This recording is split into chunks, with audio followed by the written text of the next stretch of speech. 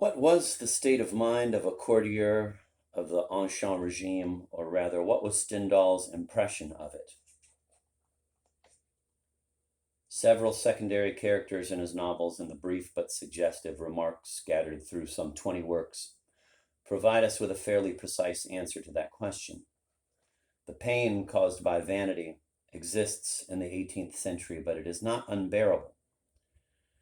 It is still possible to enjoy oneself in the protective shade of the monarchy, somewhat like children at the feet of their parents. Indeed, a delicate pleasure is found in mocking the futile and rigorous rules of a perpetually idle existence. The great Lord has a perfect ease and grace by knowing that he is nearer the sun than other human beings, and thus a little less human than they, that he is illuminated by the divine rays. He always knows exactly what to say and what not to say, what to do and what not to do. He is not afraid of being ridiculed, and he gladly laughs in ridicule of others. Anything which is the slightest bit different from the latest fashion at court is ridiculous in his eyes. Thus, everything outside Versailles and Paris is ridiculous. It is impossible to imagine a more favorable setting for the growth of a comic theater than this universe of courtiers. Not a single allusion is lost on this public, which is not many but one. Diderot would have been astonished to discover that laughter in the theater disappears with the tyrant.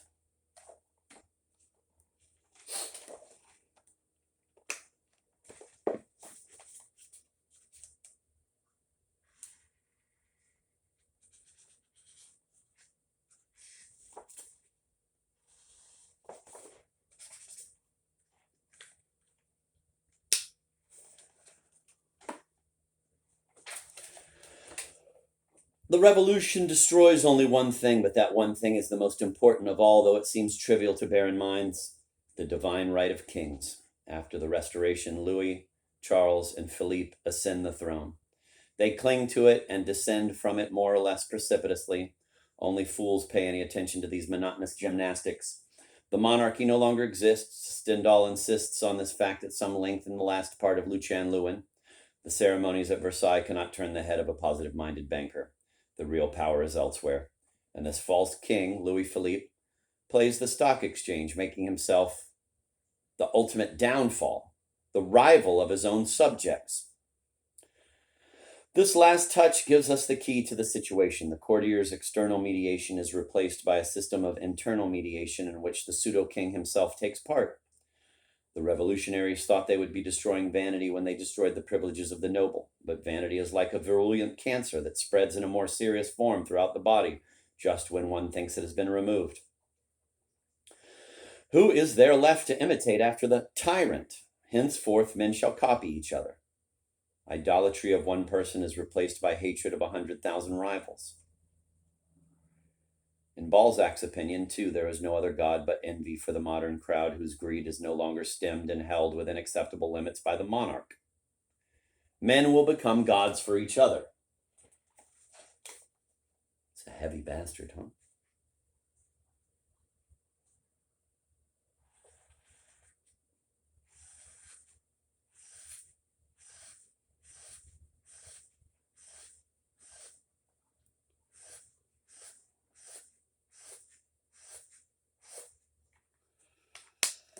Young men of the nobility and of the middle class come to Paris to seek their fortune as courtiers once came to Versailles. They crowd into the garrets of the Latin Quarter as once they used to pile into the attics of Versailles. Democracy is one vast middle-class court where the courtiers are everywhere and the king is nowhere. Balzac, whose observations in all these matters frequently corroborate Stendhal's, has also described this phenomenon. Quote, "In monarchy, you have either courtiers or servants, whereas under a charter you are served, flattered, and fawned on by free men." End of quote. When speaking of the United States, Tocqueville too mentions the, quote, esprit de corps, end of quote, which reigns in the democracies. The sociologist's reflection throws a vivid light on the transition from external to internal mediation. When all the privileges of birth and fortune have been destroyed so that all professions are open to everyone and it is possible to climb to the top by oneself, An immense and easy career seems available to men's ambitions, and they gladly imagine a great destiny for themselves, but they are mistaken, as daily experience proves to them.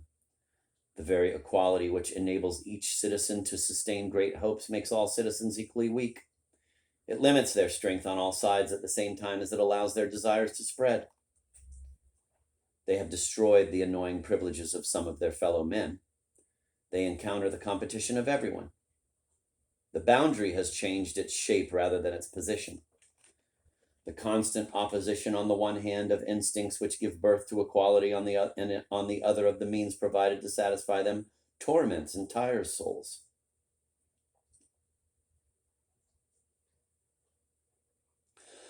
However democratic the social state and political constitution of a nation may be, yet inevitably each of its citizens will behold around him several aspects which dominate him,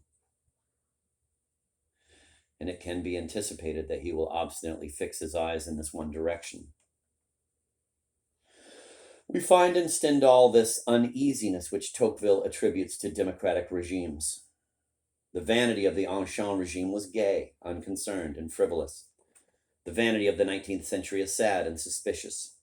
It has a terrible fear of ridicule. Quote, envy, jealousy, and impotent hatred, end of quote, are the accompaniment of internal mediation. Stendhal declares that everything has changed in a country when even fools, always the most stable element, have changed. The fool of 1780 wanted to be witty. To make people laugh was his only ambition. The fool of 1825 wants to be serious and formal. He is set on appearing profound and easily succeeds. The novelist adds, because he is truly unhappy. Stendhal never tires of describing the effects of la vanité triste on the customs and psychology of the French. The aristocrats are most hard hit. When one stops considering the serious results of the revolution, one of the first sights that strikes one's imagination is the present state of French society. I spent my youth among great lords who were very pleasant. Today they are old, disagreeable reactionaries. At first I thought their peevish humor was an unfortunate effect of age, so I made the acquaintance of their children, who will inherit great wealth and noble titles. In fact, most of the privileges that men drawn together in society can confer on some among them. I found them sunk even deeper in despondency than their parents. The transition from external to internal mediation constitutes the supreme phase in the decline of the nobility.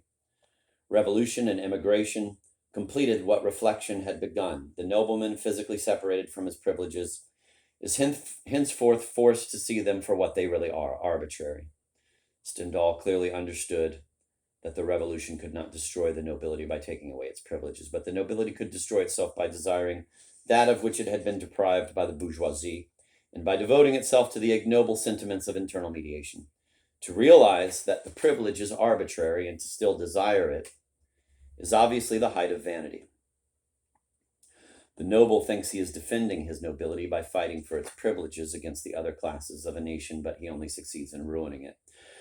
He desires to recuperate his wealth as a bourgeois might, and the envy of the bourgeoisie stimulates his desire and endows the pettiest of honorary trifles with immense value.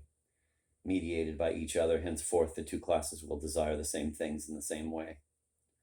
The Restoration Duke who regains his titles and fortune, thanks to the millions granted to the émigrés, is little more than a bourgeois who won in the lottery. The nobleman constantly grows nearer the bourgeois, even in the hatred he feels for him. They are all ignoble, Stendhal writes somewhat strongly in his letter to Balzac, because